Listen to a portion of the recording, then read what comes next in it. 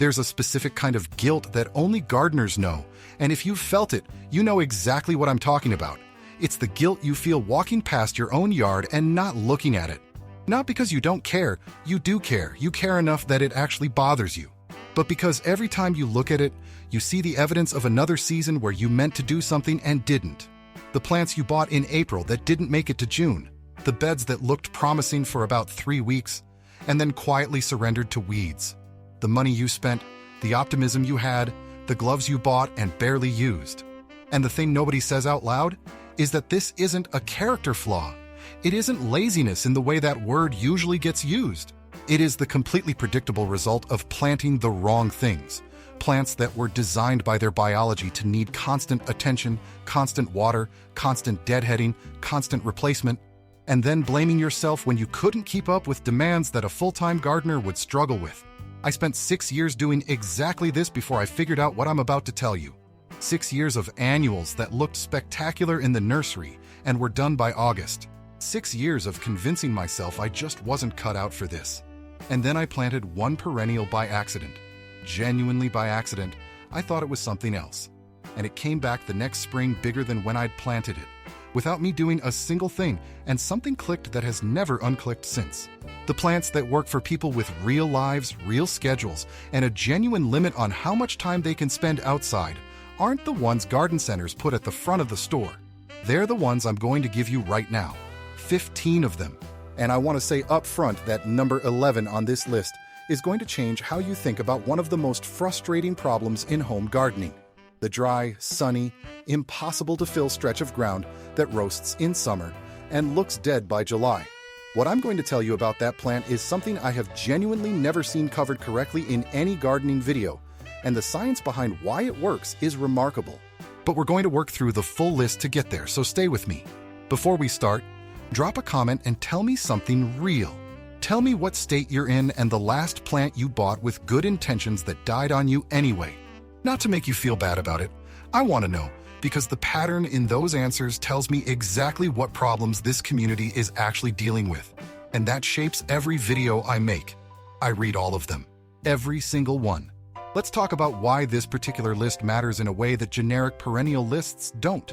The 15 plants I'm giving you today were chosen by a single standard. What happens when you mostly ignore them? Not complete neglect. I'm not going to pretend any plant wants zero attention forever, but the kind of inconsistent, distracted, real person gardening where you water when you remember, divide when you get around to it, and cut things back on your own schedule rather than a plant's. These plants don't just survive that, they thrive in it. Some of them actively perform better the less you interfere. And that is not marketing language. That is a biological fact about how certain plants evolved. And we're going to get into the specifics of each one as we go. The first plant on this list is the one I give to every single person who tells me they've killed everything they've ever tried to grow in a shady spot. Hosta. And I know, you've heard of hostas. You maybe have one or two. You think you already know this one. Stay with me for 60 seconds because there are things about hostas that most gardening content gets completely wrong. And those wrong assumptions are why a lot of people underestimate what this plant is actually capable of. Hostas are grown primarily for their foliage, and that foliage is, in certain varieties, genuinely architectural. We're not talking about a modest clump of green leaves. We're talking about sum and substance. A cultivar that produces individual leaves up to 18 inches across in a chartreuse gold that glows in shade like it's lit from inside. We're talking about halcyon with its powder blue foliage that is naturally slug-resistant and stays clean and pristine all season without any intervention. We're talking about patriot, deep green with crisp white margins that look hand-painted. Hardy in USDA zones 3 through 9. One of the widest cold hardiness ranges of any shade perennial you can buy. They grow back every spring. And here is the part that changes the math completely. A mature hosta clump, divided every 4 to 5 years in early spring, produces 5, 8, sometimes 10 individual plants from a single original purchase. At $10 to $15 per plant at any nursery, one hosta you bought 8 years ago has now produced $80 to $150 worth of free plants. Hostas do not want to be replaced. They want to be divided and multiplied. And the plants that come from those divisions are genetically identical to the parent, every single one. The primary enemy of hostas is slugs, and the fix is specific. Iron phosphate slug bait, sold under brands like Sluggo, is safe for pets, safe for wildlife, and genuinely effective in a way that the older metaldehyde products were not. Or, grow the thick-leaved, puckered blue varieties, Halcyon Hadspen Blue, that slugs find significantly less palatable than the thin-leaved varieties. The slug problem is largely a variety selection problem. Now, the next plant is one where I have to ask you to set aside whatever you think you know about it, because the version most people grow is not the best version. Echinacea, coneflower, appears on every perennial list ever written, and it appears there for a reason, but the specific detail that makes it truly low maintenance is one that most lists skip. When you leave the seed heads standing after bloom, instead of cutting them back for tidiness in fall, two things happen simultaneously. Goldfinches feed on those seeds from October through February, meaning your garden is actively supporting wildlife through the hardest months of the year at zero cost to you. And those seeds drop and germinate around the parent plant, giving you new plants the following spring that you didn't buy, didn't plant, and didn't water. One Echinacea plant becomes a colony over 3 to 4 seasons without you doing anything beyond deciding not to clean up. Hardy in USDA zones 3 through 9. It blooms from midsummer through fall, handles drought once established, and the modern cultivars, Magnus for large, deep rose-purple flowers, White Swan for pure white, Hot Papaya for double orange-red, give you a color range that the original purple species doesn't. Here's what the National Wildlife Federation's data shows about this specific plant. It is among the top 5 native perennials in North America for supporting bird species through winter seed feeding. You are not just planting a flower. You are building a year-round food source that operates entirely without your involvement after the initial planting decision. The third plant is one I want to position carefully because it has a reputation for being basic, and that reputation is doing it a disservice. Daylily hemerocallis grows in zones 1 through 11. Read that again, zone 1 through 11. The entire country, every single state. There is almost no American yard where a daylily will not grow, spread, and perform year after year without complaint. And the color range is staggering. Over 80,000 registered cultivars in deep burgundy, soft peach, bright orange, pale lemon, creamy white, rich purple, vivid red. When you plant a mix of early, mid-season, and late varieties together, you get continuous waves of bloom from early summer all the way through mid-fall. Every 4 to 5 years, divide the clump. One plant gives you 10 to 15 divisions. At $10 per plant at any nursery, one original daylily eventually produces over $100 worth of free plants straight from your own yard. And here's the practical detail that highway departments across America have figured out that most home gardeners haven't. Mass-planted daylilies shade the ground beneath them so completely that weeds cannot establish. Your bare, weedy border is solved with one planting decision, and the solution blooms for 5 months a year. One critical note: daylilies are acutely toxic to cats. Every part of the plant, including the pollen. If cats spend time in your yard, skip this one or fence it off entirely. For dog owners, generally safe. The fourth plant solves a problem that a specific and very frustrated group of gardeners knows intimately: the garden that deer eat. If you have ever planted something beautiful, watched it establish, felt genuinely hopeful, and then walked outside one morning to find it eaten to the ground overnight, this is for you. Lavender angustifolia, English lavender, is deer-resistant at a level that doesn't require luck or spray repellents that wash off in the first rain. The aromatic oils in the foliage repel deer at the approach stage before contact every day of the season, all season, year after year without reapplication. Hardy in USDA zones 5 through 9 for most varieties, with head coat pushing into zone 5 reliably with good drainage. And here is the counterintuitive truth about lavender that most people learn the hard way: overwatering is the only reliable way to kill it. It evolved on rocky Mediterranean hillsides with almost no soil nutrition and near zero moisture retention. It wants poor, lean, well-draining soil. It does not want to be fertilized. the less you do to it. And I mean that genuinely. The actual technique is benign neglect, the better it performs. The essential oil concentration that creates both the fragrance and the deer-repelling properties actually increases when the plant is slightly hungry. Phenomenal is the cultivar to seek out if you're in zones 5 through 9, and want a lavender that handles American heat and humidity better than older varieties. It was specifically developed for the conditions American gardeners actually deal with, and the performance difference is real and documented. The next plant on this list is one that experienced gardeners have in every border they own, and beginners consistently overlook at the nursery because it doesn't have the showiest label. Russian sage, Perovskia atriplicifolia, sends up tall, airy, silver-white stems covered in tiny lavender blue flowers from midsummer through fall, and the effect is unlike anything else in the garden.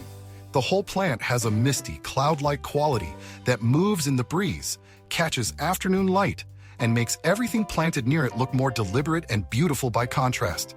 I'm not overstating this. Hardy in USDA zones 4 through 9. Drought-tolerant once established, deer-resistant, heat-tolerant. It actually performs better in lean, poor soil than in rich, amended beds. Heavy fertilizing makes it floppy and kills the natural upright elegance that makes it worth growing. The one maintenance task it requires is a hard cut back to about 6 to 8 inches in late winter or early spring every year. That is 30 seconds of work. In return, it comes back fuller and more floriferous than the season before. Here's what I want you to understand about Russian sage specifically. It is the plant that makes people stop at your garden and ask what it is. Every time. It looks expensive. It looks intentional. It looks like something a professional placed there deliberately. And the care requirement is 1 haircut per year. Number 6 is for the gardeners who have a specific shade problem. Not the gentle dappled shade problem that hostas handle beautifully, but the deep, moist shade under large trees where the ground is consistently cool and you want actual flowers, not just foliage. Astilbe X. arensi produces feathery plume-like flower stalks in pink, red, white, lavender, and coral that honestly look like something from a florist's arrangement, which is why people assume it must be difficult. It is not difficult. Plant a mix of early, mid, and late-season varieties. Fanal for deep red, Bridal Veil for white, Deutschland for pure white with exceptional vigor. And you can have bloom from late spring through late summer in a spot where most flowering plants give up entirely. Hardy in USDA zones 3 through 8. It does want consistent moisture, which makes it ideal for the low-lying moist spots that defeat most other perennials. After bloom, leave the dried plumes standing through fall. They transition to warm russet brown, they hold structure through winter, and they look intentional in a way that bare stems never do. This is a good moment to say something directly. If you've watched this far and you're not subscribed to this channel, here's the practical reality. YouTube's recommendation system doesn't reliably deliver new videos from channels you've watched but haven't subscribed to. The next video I'm putting out covers the specific perennials that perform best in zones 7, 8, and 9 through brutal summer heat.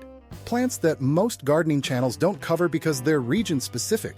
But if you're gardening in the South or the Southwest, they're the most important plants you could learn about right now. Subscribe and turn the bell on, and that video finds you automatically. Don't subscribe, and you may simply never see it. Number 7 is one that solves the weeding problem in a way that no other approach matches. Creeping phlox, Phlox subulata, covers ground so completely that weeds physically cannot push through it. But that's almost beside the point compared to what it does in spring. For 2 to 4 weeks in April and May, it produces such a dense carpet of flowers that the foliage disappears underneath them entirely. Electric pink, deep magenta, bright white, soft lavender, cascading over rocks, tumbling down slopes, flooding the edges of pathways with color that stops people mid-step. Then the bloom ends, and it becomes a neat, tight evergreen mat of fine foliage that holds its form, suppresses weeds, holds soil on slopes, and stays attractive for the remaining 10 months of the year. Hardy in USDA zones 3 through 9. The entire annual maintenance requirement is 1 light shearing after bloom to keep it dense and prevent it from getting woody in the center. 1 cut per year. That is genuinely the complete job description. Municipalities plant it on highway embankments for erosion control because once it's established, it holds soil permanently, without any further intervention. That problem slope in your yard, the one you've been fighting with a mower or avoiding entirely, is this plant's ideal home. Number 8 is one that I want to spend a bit more time on than most lists do, because it gets dismissed as basic and it should not be.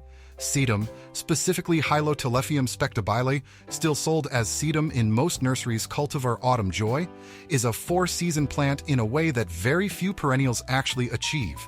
Spring. Tight architectural clumps of blue-green succulent foliage emerge clean and sculptural. Late summer. Flat-topped flower heads open pale pink, then deepen to rose, then transition to a rich rust bronze by fall, the peak ornamental moment of the entire season. Winter. The dried seed heads and sturdy stems hold their structure through frost, through snow, through the coldest months, providing genuine visual interest when literally everything around them is gone. It stores water in its thick, fleshy leaves, which means it is virtually drought-proof. Documented observations show established sedum surviving 6 to 8 weeks of zero watering and recovering without permanent damage. Hardy in USDA zones 3 through 9. Plant it in full sun, lean soil, and then mostly ignore it. Richer soil and fertilizer make it floppy and structurally weak. This plant is specifically engineered at the cellular level to do better when you leave it alone. And what comes next is where things get genuinely interesting for a different reason, because number 9 and 10 address 2 problems that most people on this list are dealing with. And number 11, the one I mentioned at the start of this video, is coming up fast. Keep going. Number 9 is for the gardener who wants fragrance. Real fragrance, not the faint suggestion of it that you get from some plants, the kind that reaches you from across a patio on a still evening without you having to lean down and put your face in the flower. Phlox paniculata, garden phlox, produces large dome-shaped flower clusters, sometimes 6 inches across, packed with individual florets in pink, purple, deep red, white, and bicolors. The fragrance on a still summer evening carries 30 feet from the plant. It fills outdoor seating areas. Hardy in USDA zones 4 through 8. The one issue garden phlox has, powdery mildew, is almost entirely eliminated by cultivar selection.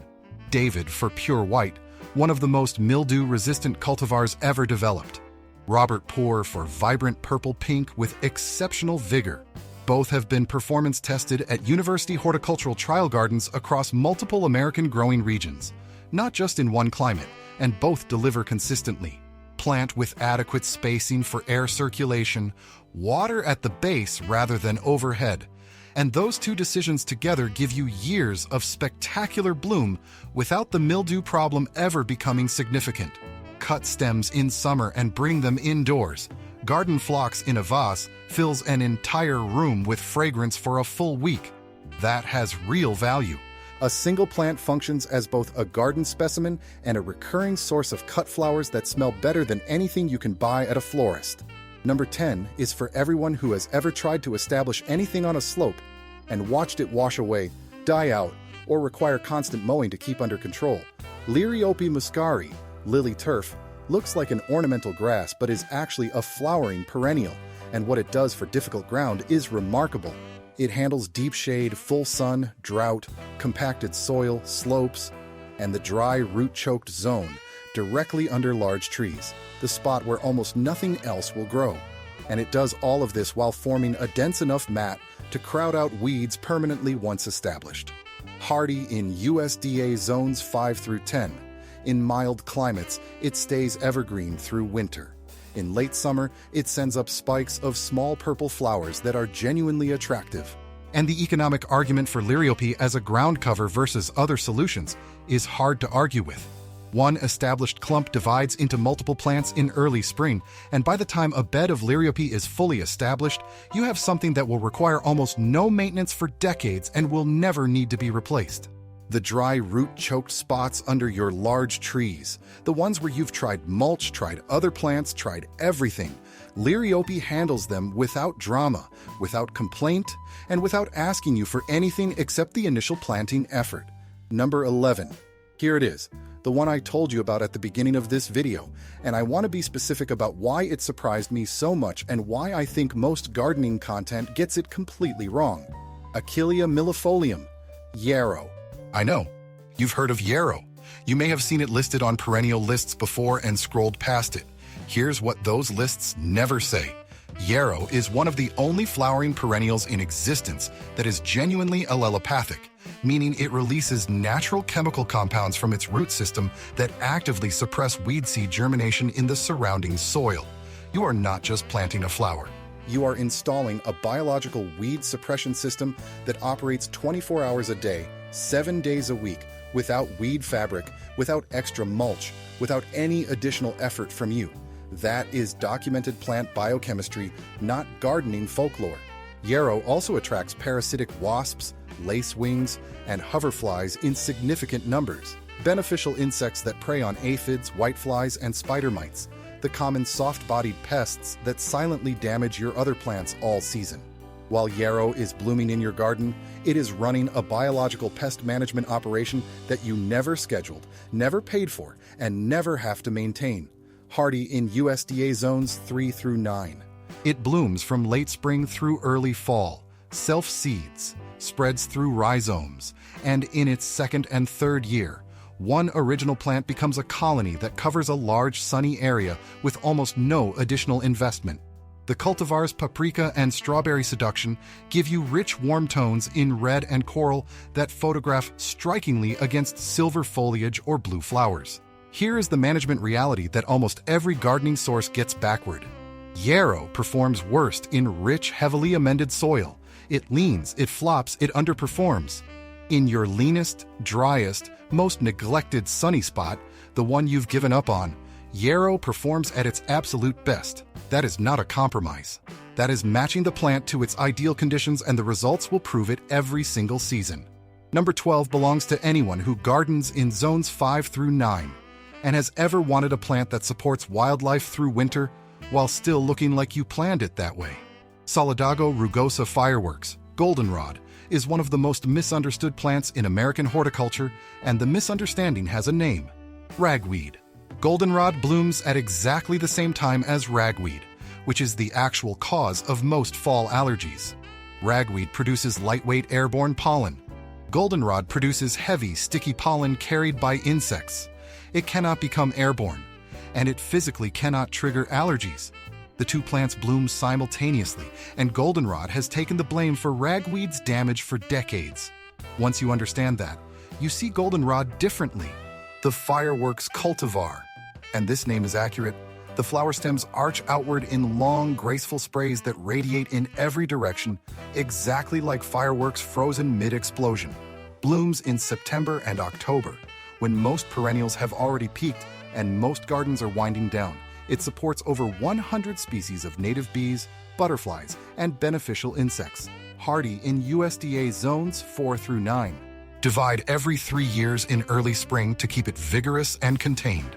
Number 13 is for the shadiest, driest spots, the ones under oaks and maples where surface roots drink up every bit of moisture and almost nothing survives. Epimedium, sometimes called barrenwort, is a ground-cover perennial that handles dry shade better than virtually any other plant at any price point. It is genuinely slow to establish. The first year, it sits there looking modest, and you will wonder if it's doing anything. And then in year 2, something shifts. It fills in. It gets dense. By year 3, it has formed a weed-suppressing mat that shades the ground so completely that almost nothing can push through it in the exact conditions where other plants have repeatedly failed you. Hardy in USDA zones 4 through 8. In mild climates, the foliage stays semi-evergreen. In spring, it produces small, delicate flowers in yellow, white, pink, or purple depending on the variety. Sulphurium for bright yellow, rosum for pink. And the foliage often takes on bronze-red tones in fall that are genuinely ornamental. It spreads slowly, never invasively, expanding its territory by a few inches each season with complete reliability. Number 14 is one that most people don't consider until they've seen it in a neighbor's yard in October and stop to ask what it is. Symphyotrichum novae Angliae, New England aster, blooms in September and October in colors so rich and saturated, they look almost artificial against the golden and brown landscape of fall. Deep violet purple, rich lavender, bright pink, pure white, with golden yellow centers that glow in the lower autumn light. Hardy in USDA zones 3 through 8.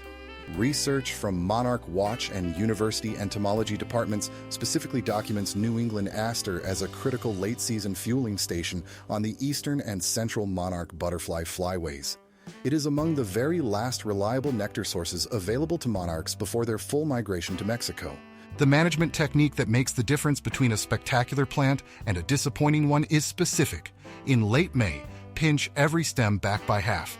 In late June, pinch again. 2 pinches total for the entire season. Those 2 cuts produce dramatically more branching, more flower stems, and a dense, self-supporting mound that doesn't need staking. Skip this step, and the plant gets tall, floppy, and produces a fraction of the blooms it was capable of. Do it, and your October garden stops people walking past your yard. 15.